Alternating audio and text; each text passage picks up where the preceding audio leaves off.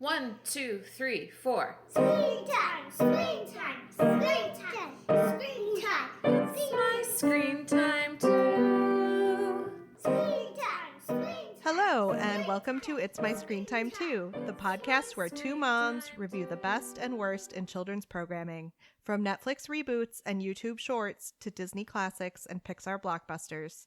We watch, you listen. Find out what you can tolerate watching for family movie night, what to avoid altogether, and what you'll want to watch alone voluntarily. I'm Katie. And I'm Deborah. And I have two kids. Jay, he's 7, and Kenny, he's 4. And I have 3 kids. Tony is 13 and Libby and Nate are 10. And they are adorable, aren't they? So adorable. We like to tell a quick story about how awesome or occasionally awful our kids are, because in addition to being witty and incisive pop culture consumers, we're moms too. Katie, can I go first? I would love that. What's up? Okay. Tony, this is the first time we've really had to deal with like misinformation. But Tony watched a YouTube video that was originally a TikTok video, and he was telling me about it. And he said a TikToker cloned his friend and grew him as an embryo at his house.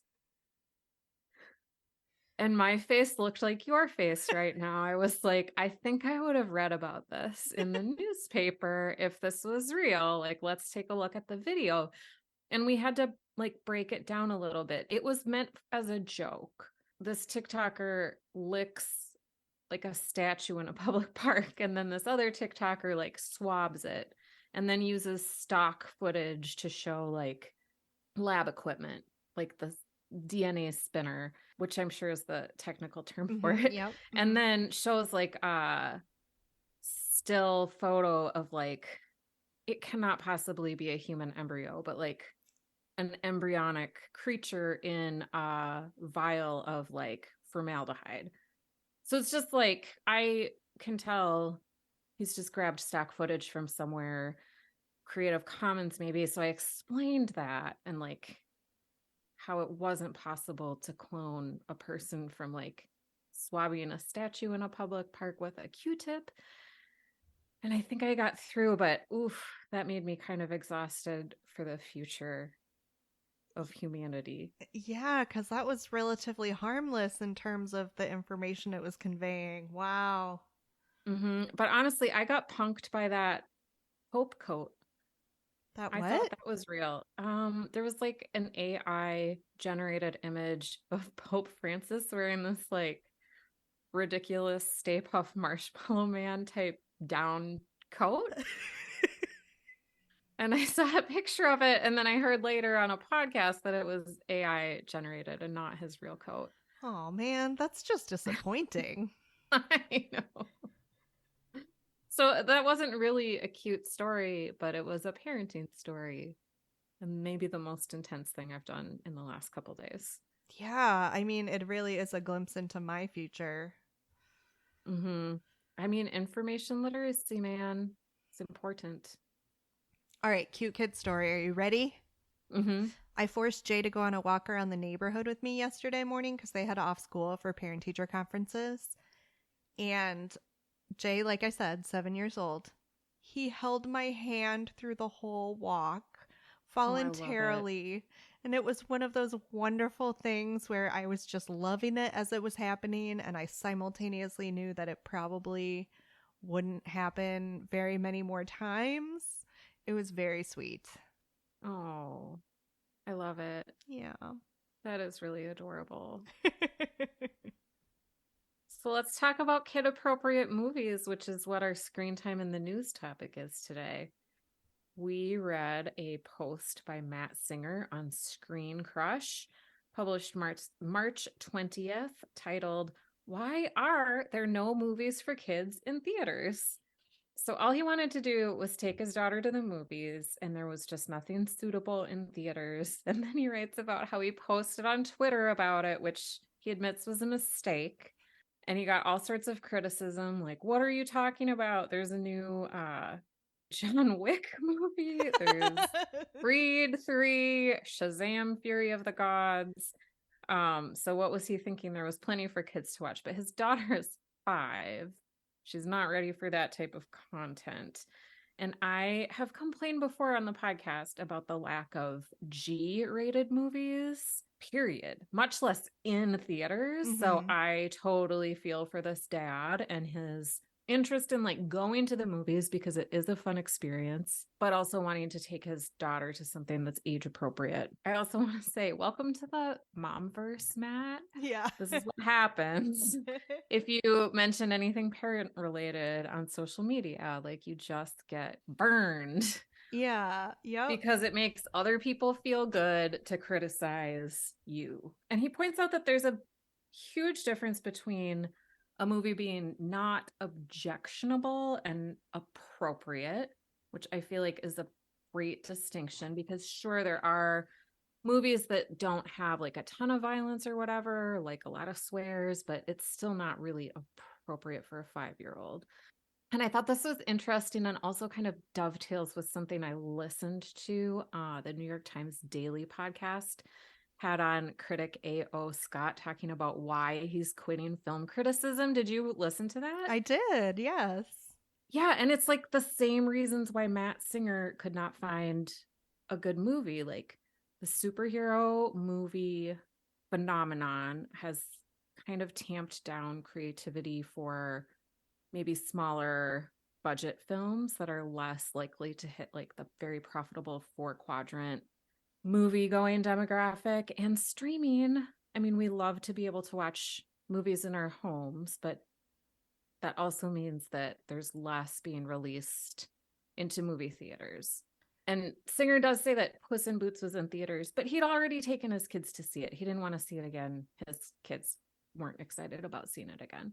I did, just since we're log rolling for other people's podcasts. I did just listen to an episode of, I believe it was The Town, which is one of the Ringer podcasts. Okay. And they were saying that Apple is making a play to release more of their movies in theaters as a way of driving people to the Apple TV Plus subscriptions.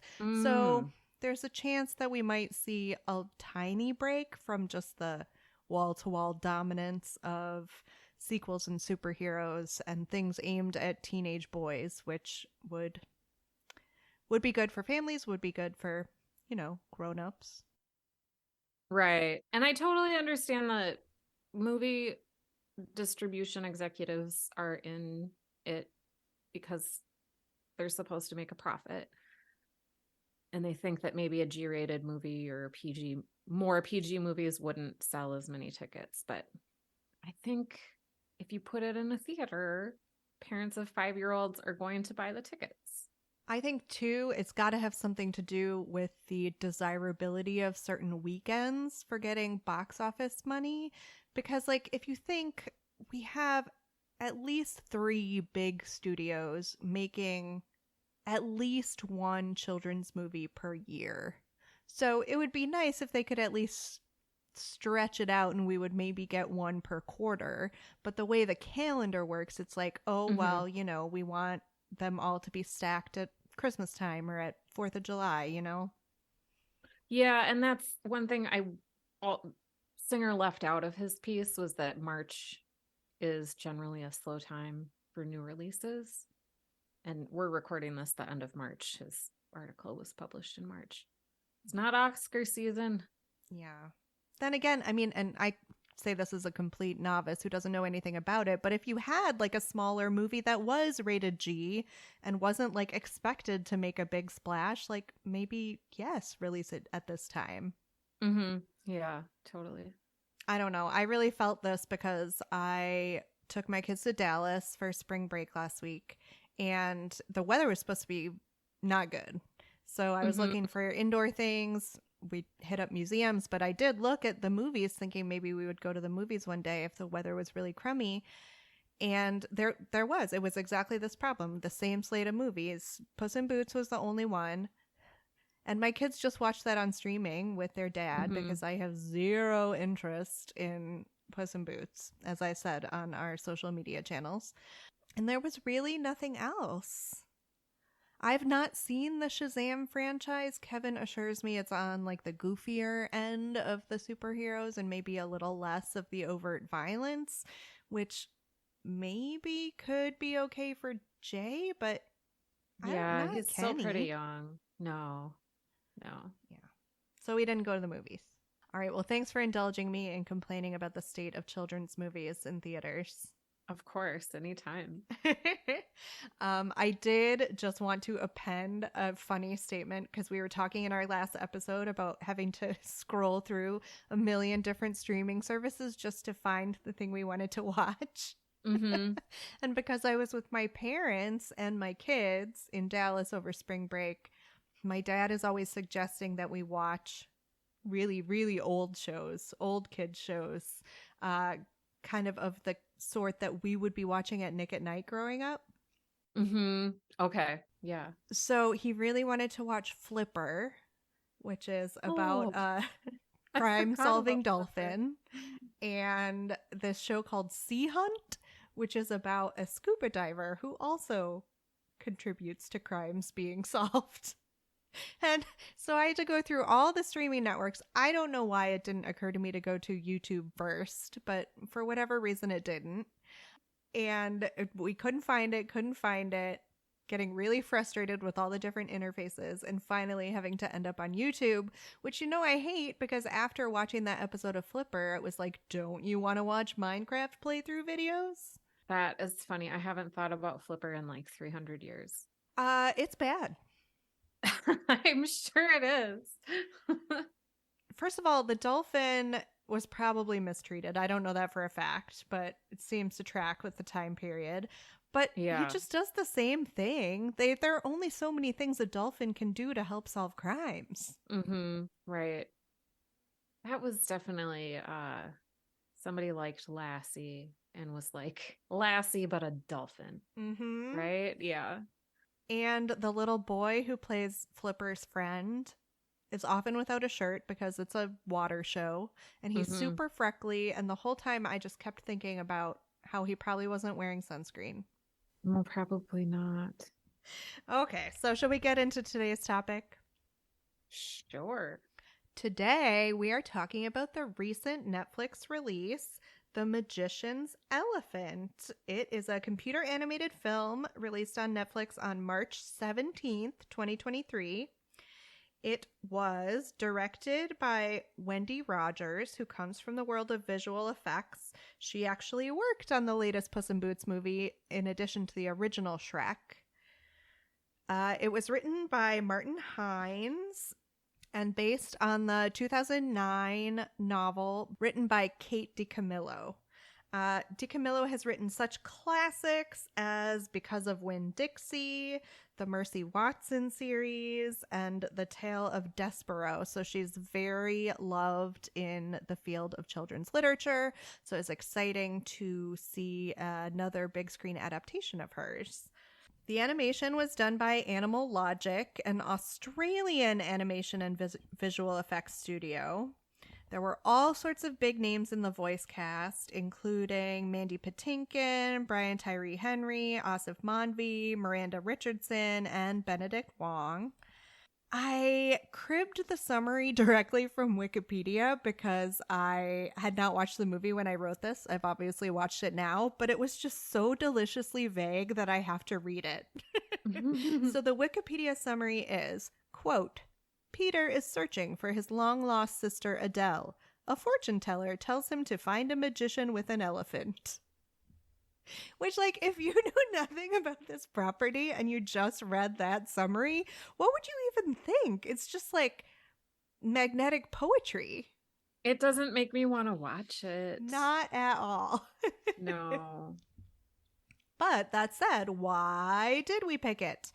As I said, DiCamillo is very famous in the world of children's books. She's been on my mind a lot lately because we just started reading the Mercy Watson books with Kenny. So, do those make you want to eat toast with lots of butter? I thought you were going to ask if it made me want to eat pork, which no, it does not. Oh.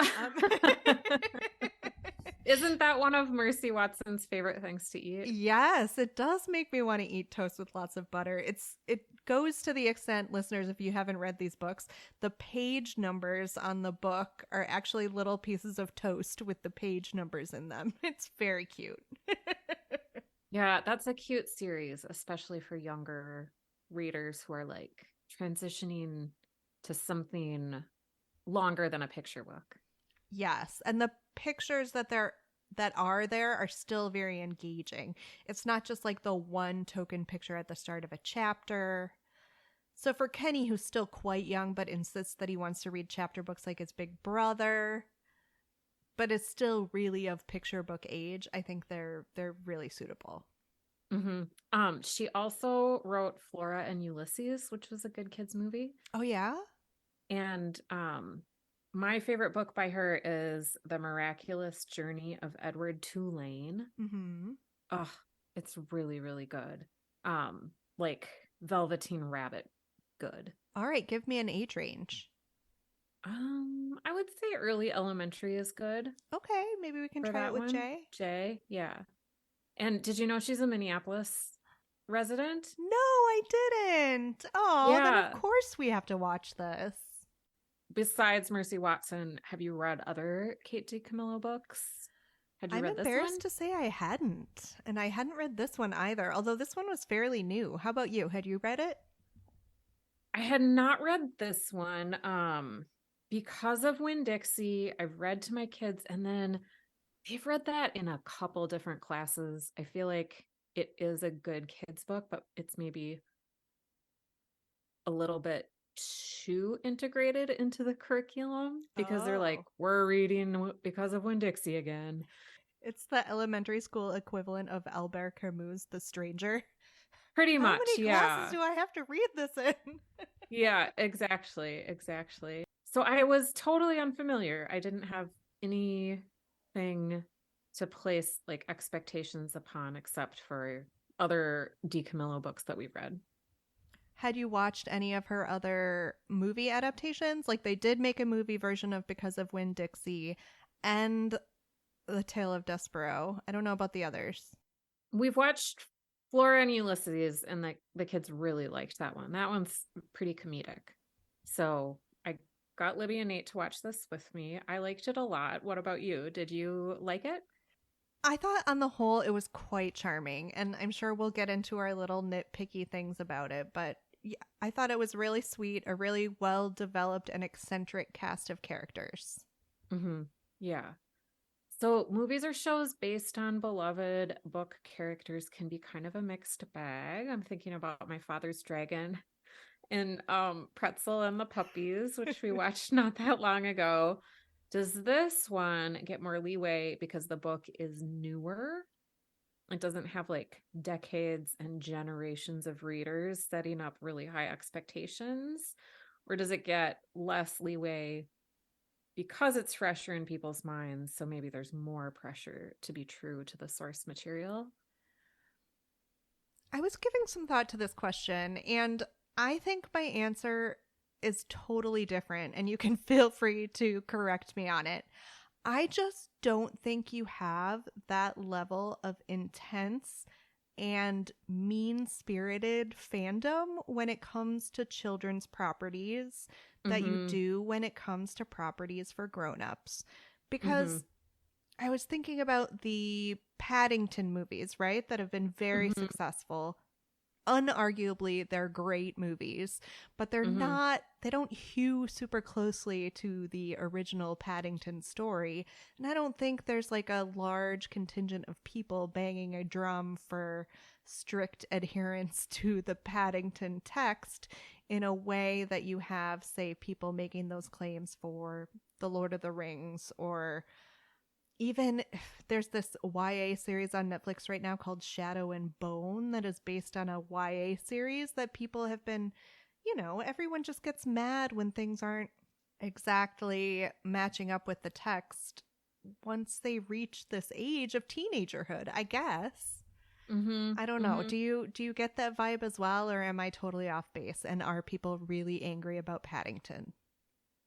I think I remember from growing up the adage, the book is always better than the movie, and like believing that to my core because it was something that people said a lot when I was a kid. But now that I'm an adult and can make my own decisions based on 20 plus years of adult lived experience, like sometimes the movie is better than the book. It's true. And sometimes it's just different. And I think when we're talking about art, I don't know, saying the movie or show is never going to live up to the book is just like privileging the written word in a maybe sort of a condescending intellectual way. I don't know. I think that like a movie can absolutely do something different than the book intended because it's like the director's medium and it's just a totally different way of making the art, right? Yeah, I agree. It's high time that we decided that film and television can be their own thing, and we don't always need to be comparing them to the more intellectual version, i.e. the printed word. Right. And it's probably going to have greater distribution. I don't know the breakdown of like book sales versus streaming numbers, but I'm guessing that maybe more people will see this movie than will read the book, and it's like a great story. So I don't know. And you know what? That's kind of a good thing about children's desire to constantly repeat or to like really delve deeply into the world of a favorite screen time product, in that it could just as easily drive them to the book. Right. So what about the cast and the characters? Was there anybody that you particularly loved or hated? So many voices. Because even though I said I wrote the doc before I watched the show, I had forgotten all of the character actors that I had said were voicing characters in this movie. So I spent the entire movie being like, hey, who's that guy? Hey, whose voice is that? And like trying to keep myself from looking it up on IMDb as I was watching. Yeah. So I think hands down my favorite was Asif Manvi as the king. The like pure bonkers energy he brought to that role was just so lovely. He was definitely the most charismatic character. I really liked him a lot. I need to pull up the IMDb cast list because I totally forgot. Oh yeah, Mandy Patinkin is like the soldier foster dad. He was really good. Uh-huh. Do you watch What We Do in the Shadows? I've seen a couple episodes. Okay, so the fortune teller voice, like the narrator of the movie, is the actress that plays Nadia in What We Do in the Shadows, which I always think it's so funny when an adult actor plays such a abrasive, iconically like mean or weird or just adult character that you would never expose children to, and then that to hear that voice transposed into a children's movie just always gives me a little chuckle. That is funny. I didn't realize that. I felt like quite a bit of like irony in the tone of the narration. Not necessarily in the words, but I liked how the narrator was written. What did you think about the look of the animation? Okay, Deborah, I'm not going to say raisin cadavers because it wasn't nearly that bad. But I thought that all of the objects, up to and including the elephant, were beautifully rendered. People's faces and skin tones were all very oddly modeled looking, like, and I mean MOTTLED, not like modeled. They looked patchy in a strange way. I guess I didn't notice that, but that makes me want to go back and watch it. Like at first when I was looking at the kid's face, what is his name again? He's looking for his sister, Adele. And his name is Peter. When I first saw Peter's face, I was like, oh, are those just freckles? But then they did a close-up and he did indeed have freckles, but also like weird color decisions made. Melasma? Yeah, but then like everyone had it. And it was like, did we just have a misunderstanding of the way shadows are hitting on the face? Or was this an intentional whimsical choice?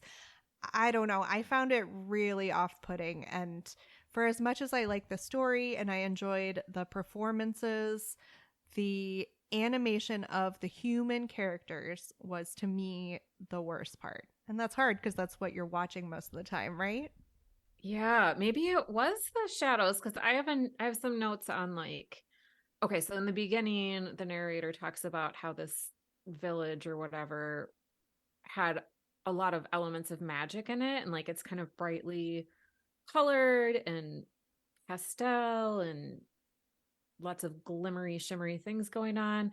And then something happened, and like there was a war, maybe, and then it's like dark and bleak and the magic is all gone. So maybe it was something to do with the light. Maybe it was the Like light an hitting intentional choice? Well, you can give them the benefit of the doubt because you are the nicer among us. I don't know. Can we talk for a minute about the clouds? How did you Oh, think the yeah. clouds looked? Because a major plot point in the movie is that the town is constantly covered by clouds. There's no sunlight. But they don't look like clouds. They look like white pencil erasers all lined up in the sky.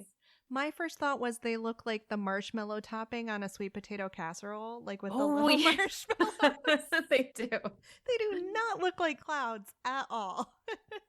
No, they're not like natural. It's like somebody put a dome over the town. It also, I thought, kind of got them out of having to realistically render clouds or sky or like how the light is hitting things or the wind is working. It must have been intentional because didn't you say the director has a background in like effects? Mm-hmm. Yeah. I mean, an intentional decision you didn't care for. That's Yeah. fine. And that's fine. We're all allowed to have our own opinions. Yeah, totally. Okay, so now tell me what you thought about the script. I really wanted to have read the book so I could compare and see how close they were, but I just didn't get around to doing it. I don't know. I like the story. I thought that the writing managed to give all the main characters in this town, which there were a fair number, pretty distinct voices. I don't know. What do you think? I liked it. So Peter, in order to find his sister, he's supposed to follow this elephant and like he thinks he's going to do it a certain way. And the king gives him like 3 impossible tasks to complete on 3 different days, I think. And so you kind of think it's going to go one way, but then there's enough twists and turns that the plot remains engaging. So I felt like it sets you up to think you're going to be able to predict everything. And then I don't know who could predict it unless you obviously had read the book.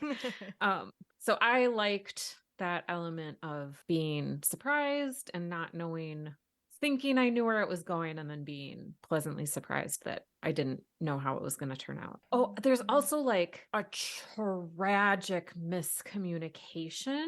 And so that was a good sort of embedded lesson, I thought, for a kid's movie. Because like sometimes people make mistakes based on the information that they have at the time and they're just like doing the best that they can. And no, I don't know. I liked that. I don't want to give it away, but I liked that. Exactly. So you can't blame these characters for the things that they've told the children because their mistakes were honest, even though it ended up being really hurtful. Yeah, that was more nuanced than you're going to see in many children's properties for sure. Yeah, like nobody was purely evil, purely diabolical, even though there were some sad circumstances. Yeah, there was no real villain. Right. Yeah. So different than a straight Disney movie sort of story. True. Although, I mean, I always reach back to the most recent Encanto, which doesn't really have a villain either, does it? No, I'm thinking of like Princess Cinderella type movies. Like classic fairy tales, which isn't there a classic fairy tale about the princess who will not laugh? Yes, but I can't think of. I know, I couldn't remember how that one goes either, but that is a major plot point in the book. Not that like we can fault anyone for stealing from fairy tales, because isn't that where like 90% of our stories come from? Right. Were you able to compare this to any TV show or movie for grown-ups? Okay. Thinking of like the quest of the 3 impossible tasks, I could not help but think of Harold and Kumar. And then I just kept it because we haven't talked about John Cho in quite a few episodes. Oh my gosh, you might be stealing from my gritty HBO reboot casting, but I like it when we're on the same page. I think that Kate DiCamillo should listen to this episode because it's probably the first time that this book has ever been compared to 1, Albert Camus' The Stranger, and 2, Harold and Kumar Go to White Castle. So I couldn't help but think, and these are very tangentially related things, although I don't know if more so than Harold and Kumar, but the whole like world is full of magic, but the people who live in it kind of deny the presence and the magic of that magic. Mm-hmm. Made me think of this really bad show that we're currently slogging our way through. So it is an anti-recommendation for the Amazon Prime series Carnival Row. Have you heard of this show? Oh, no. It is about a world in which humans coexist with fairies and fauns and other sort of fantastical creatures. Mm-hmm. And they're all horrible to one another. And the show just manages to be so dull. Why are you watching it? Because the first season was pretty good. And then they went away for like 4 years and came back. And we were like, we should be excited for this, right? Yes, let's choose to be excited that this show we thought was over forever is back for a second season 4 years later. And it is just so boring. Oh, well, I give you permission to quit watching it. If you're not I think really we kind of enjoying it. have. There's so much other things to watch. Well, that premise sounds good. Yeah, That's doesn't too bad. it? Like, it should be better. Mm-hmm. Yeah, I'm sorry about that. Thanks. All right, lay your gritty HBO reboot casting on me. Okay, well, we talk sometimes that we don't know any kid actors, but this time I have a couple. Okay, I would cast as the older orphan Peter, I'd cast Bella Ramsey, who played Ellie from The Last of Us. Okay. Yeah, she's like a teenager, so she counts as a kid still. And then I would cast in the role of the missing sister, the actor Kevon Montreal Woodard, who played Henry's little brother, who turns into like the fungi monster in The Last of Us. Yeah, I'm not watching it. I don't know. I mean, I know who Bella Ramsey is, but that's it. Okay. And I just spoiled that episode, I think. I'm sorry. Oh, that's okay. Well, it's okay for me because I'm never going to watch it, but I'm sorry, listeners. For the soldier who raises Peter, I would cast Matthew McFadden, who plays Tom Wamsgans on Succession, but he would do his British accent. Oh, yeah. I'm very familiar with him. Yeah. And then the nun would be played by Devery Jacobs, who was on Reservation Dogs. She plays Alora. Okay. And then I would cast Will Smith as the king. I think he could really pull it off. He's got that like goofy, double jointed physical energy. This could be his comeback movie. Yeah, maybe. How about you? All right. Well, I aged up our brother and sister duo. And you already know I cast John Cho as Peter because I feel like as an adult, he so often plays straight men. And I want to see him like fully embracing this idea of whimsy. I think that would be really fun. And I thought his little sister could be played by Lana Condor from To All the Boys I've Loved Before. Okay. And then the only other person I cast was the kind of failed magician. And I, of course, cast Hugh Jackman in that role because he just seems kind of born for it, right? Bumbling. He can do bumbling. Yeah. I mean, like, he's done the magician thing in The Prestige. He's done the I believe in magic when no one else does thing kind of in The Greatest Showman. I can just see it being a natural fit. So do you think it was better when we were kids? No. I would have liked this movie a lot when I was a kid. Yeah, again, there was a level of nuance to the storytelling there that I don't think we would have gotten. Maybe because there was just an explosion of straight up G content and it was just a lot of dreck that no one was really paying attention to. That I like that this actually is a story that seems to have some heft to it. Would you ever watch this alone voluntarily? I think this is good enough for an adult watch alone voluntarily. Agreed. I agree. I watched it by myself and I don't regret it. Well, that brings us right to 10 seconds on whether this is good for our kids. You said you watched it with your kids. They liked it a lot. Yeah. The one thing it doesn't have that they love in a movie is it's not a musical. That's true. But that's just a personal preference. Not all movies are musicals. I mean, they didn't really talk about it not having music, but it's not going to be like top 3 favorite of theirs. Yeah. I mean, I agree with your kids 100%. I, in fact, believe that all movies should be musicals, but I did not watch this with my kids. I think Jay might be old enough to get into it. I don't think there's quite enough antics for a kid as young as Kenny. So I would put like 7 on the low end of this. Yeah, and there are some scenes that are scary for a younger viewer. I mean, we're not talking like going to see the latest John Wick movie in the theaters, but I don't know, some of the explosions and like implied death could be a little trickier for younger viewers. Yeah. Ratings? 4. I'm going to give it a 4.5. I really liked the story, and really, what brings it down for me is the animation styling, and not even of the background, because I want to stress that I would like to live in the town in which this movie takes place. It is beautiful. It looks like one of those like classic old like Italian villages with like the brightly colored homes. They're all stacked on one another, and then you have some beautiful mosaic tile work. It's a really beautiful town. The elephant, beautifully rendered. Just the people, man. The people just look so weird. Yeah. Well, thank you for listening to this episode of It's My Screen Time Too. If you enjoyed our show today, please share it with someone you think might enjoy it too. You can find us on Facebook, Instagram, and Twitter at MyScreenTime2, or send an email to myscreentime2@gmail.com. We'd love to hear your show or movie suggestions, article recommendations, or general comments about the show. Our website is myscreentime2.com, and our theme music was composed and performed by me and my adorable children, and our podcast is produced by Katie. Tune in next time for more real talk about the movies and TV we watch with our kids because we have to, and sometimes because we like to. Bye. Bye.